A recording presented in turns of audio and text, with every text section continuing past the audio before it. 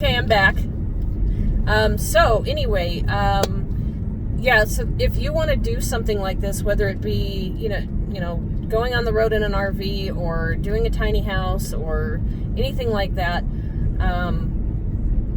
just do your research first and make sure that you have the chops to do it.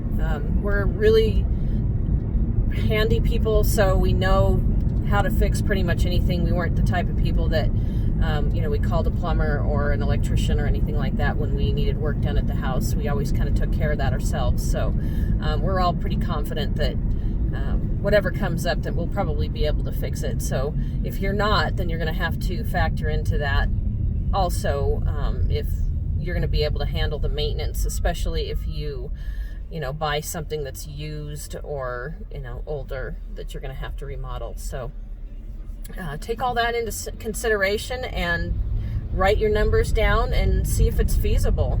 One thing I'm going to say is it's always going to be scary, and it's always going to be, what if this happens or what if that happens?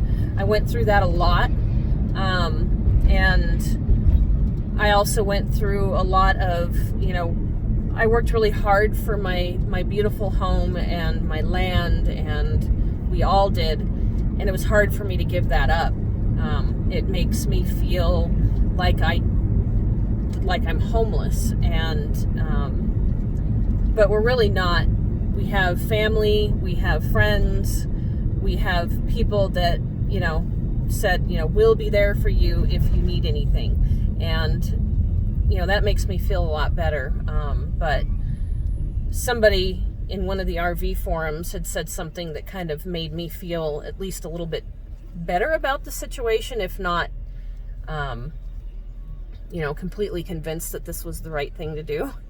But he said that just understand that your land is really not your land. He said it's the government's land, and no matter how you look at it, it's the truth.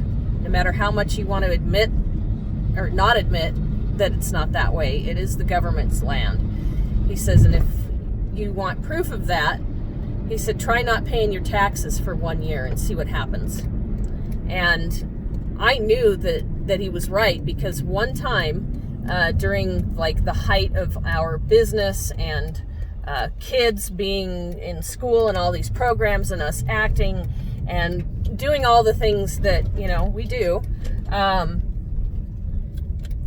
we forgot to pay our property taxes, and we got a letter in the mail that followed. Let's see, I think it was that summer. I'm not really sure. It was a while back, but we got a letter in the mail saying that our house was going to auction or whatever.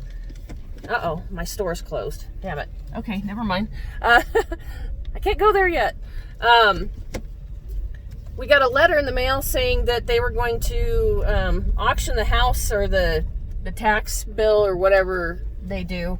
I'd have to look it up to be sure exactly what the wording was. But, of course, we freaked out and went, what do you mean? It's only been however long. It was like 6-8 months or something like that, and we had no idea that we had missed paying that.